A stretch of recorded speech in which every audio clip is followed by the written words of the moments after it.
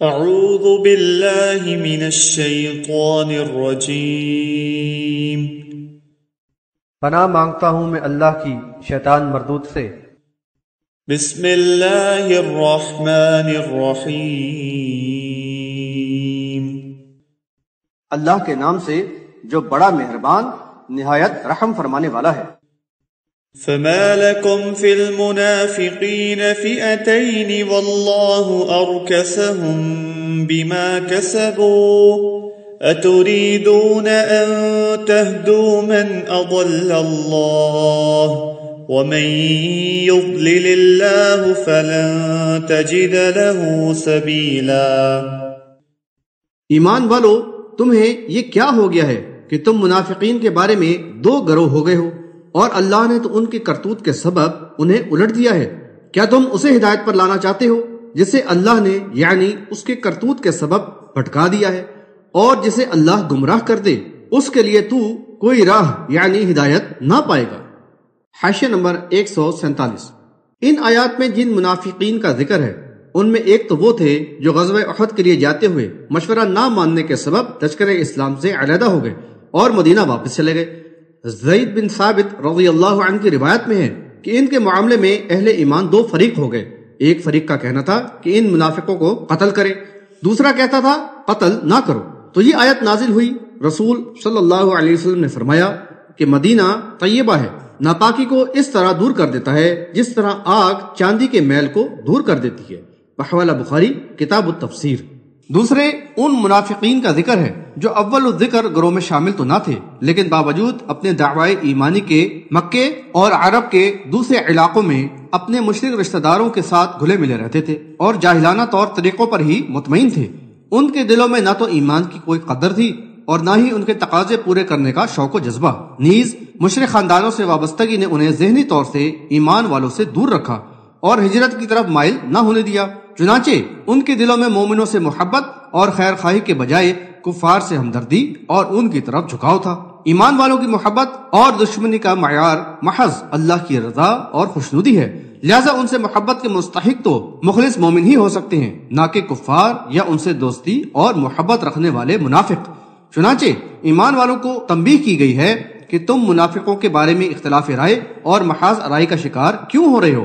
یہ تو ایسے لوگ ہیں کہ ان کے ایمان کے منافی منافقانہ ذوق اور طرز عمل کی وجہ سے اللہ تعالیٰ نے انہیں اوندا کر دیا ہے، ان کی سوچ کو ہی الٹ دیا ہے، اور وہ ویسے ہی ہو گئے ہیں جیسے ایمان لانے سے قبل تھے۔ ان کا رویہ اور طرز عمل اس کا ثبوت ہے۔ حاشیہ نمبر 148۔ اہل ایمان کو آگاہ کیا گیا ہے کہ ان منافقوں کے ذوق گمراہی، ان کے کرتوت، دشمنوں کے ساتھ میل جول کے سبب ان کی توفیق ہدایت سلب کر لی گئی ہے، گویا ان کے دلوں پر مہر لگا دی گئی ہے۔ تو بھلا اب تم ان کو کیسے ہدایت پر لا سکتے ہو؟ یاد رکھو، اللہ جس کو گمراہ کر دے، جس کے کرتوت کے سبب اس کی توفیق ہدایت ہی سلب کر لی جائے، پھر اسے کوئی ہدایت نہیں دے سکتا۔ لہذا تمہارے دلوں میں ان کے لیے نہ تو کوئی ہمدردی ہونی چاہیے اور نہ محبت و احترام کا جذبہ، اور نہ ہی ان کے معاملے کو آپس میں وجہ اختلاف بننے دو۔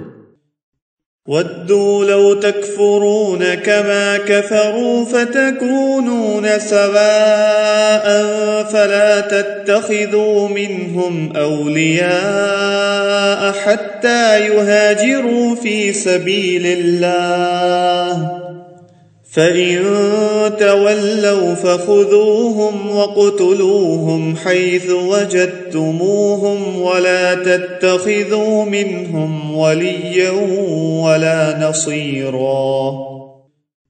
وہ تو یہی چاہتے ہیں کہ تم بھی یعنی ویسے ہی کفر کرنے لگو جیسے انہوں نے کفر کیا ہے، تاکہ تم سب ایک جیسے ہو جاؤ۔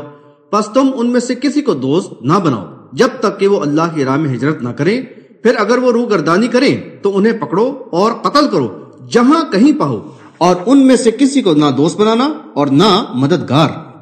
حاشیہ نمبر 149۔ منافق اسلام اور رسول صلی اللہ علیہ وسلم کے خلاف پروپیگنڈا کرنے میں لگے رہتے تاکہ مومنوں کو ورغلائیں اور اپنا ہم نوا بنائیں۔ اس طرح ان کی تعداد و قوت بڑھے اور مومنوں کی اجتماعیت کمزور ہو اور کفار کو ان پر غلبہ حاصل کرنے کا موقع ہاتھ آ جائے۔ لہذا اہل ایمان کو منافقوں کے ان پرفریب حربوں سے آگاہ کیا گیا ہے کہ وہ ہوشیار رہیں اور ان کے جال میں نہ پھنسیں۔ حاشیہ نمبر 150۔ قرآن میں ایمان لانے کے بعد دو اور مرحلوں کا بھی ذکر کیا گیا ہے، یعنی ہجرت و جہاد، اور ان میں ثابت قدم رہنے والوں کو ہی صحیح معنوں میں اللہ تعالیٰ کی رحمت کا امیدوار ٹھہرایا گیا ہے اور انہیں جنتوں کی خوشخبری سنائی گئی ہے بحوالہ سورہ بقرہ آیت نمبر 218 اور سورہ آل عمران آیت نمبر 195۔ یہ اللہ تعالیٰ کا فضل و کرم تھا کہ انصار مدینہ کے ایمان لانے کے بعد اہل ایمان کو سرزمین عرب میں دارالاسلام مدینے کی شکل میں ایک خطہ زمین عطا کر دیا گیا جہاں وہ اطمینان کے ساتھ ایمان کے تقاضے پورے کرتے ہوئے رہ سکے۔ چنانچہ ہجرت کا حکم آ جانے کے بعد بڑی تعداد میں صحابہ کرام رضی اللہ عنہم مکے اور آس پاس کے علاقوں سے ہجرت کر کے مدینے آ کر آباد ہونے لگے۔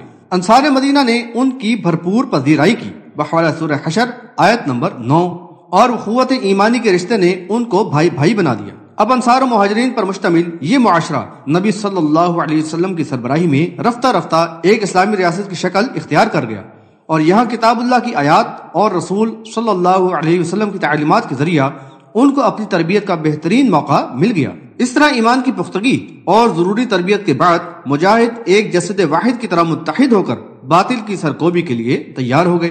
اس لحاظ سے اہل ایمان پر یہ لازم ہو گیا کہ صاحب وسائل و استطاعت لوگ ہجرت کر کے مدینے آ جائیں اور اس قیمتی موقع و ماحول سے پورا فائدہ اٹھائیں۔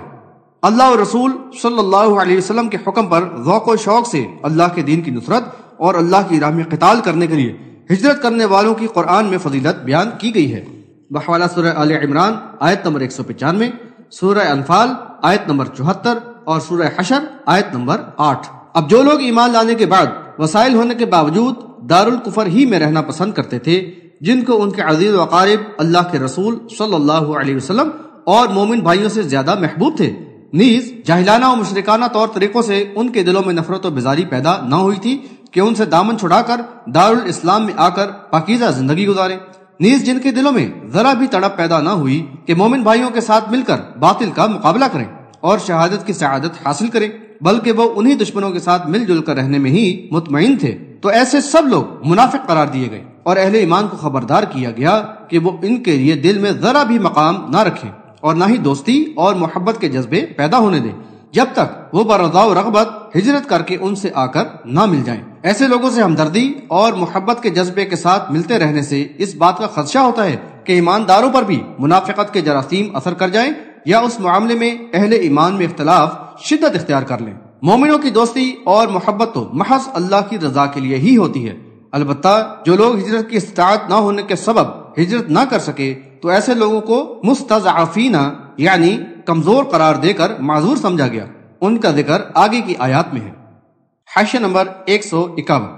ان ہدایات کے بعد بھی اگر وہ منافق روگردانی کریں، ہجرت نہ کریں اور منافقانہ طرز عمل سے باز نہ آئیں تو سمجھ لیا جائے کہ وہ باطل پرستوں ہی کے ہم نوا اور ان کا ساتھ دینے والے ہیں، پھر وہ کسی ہمدردی اور رعایت کے حقدار نہیں بلکہ اسی کے سزاوار ہیں کہ ان سے جنگ کی جائے، جہاں ملیں گرفتار کیے جائیں اور قتل کیے جائیں۔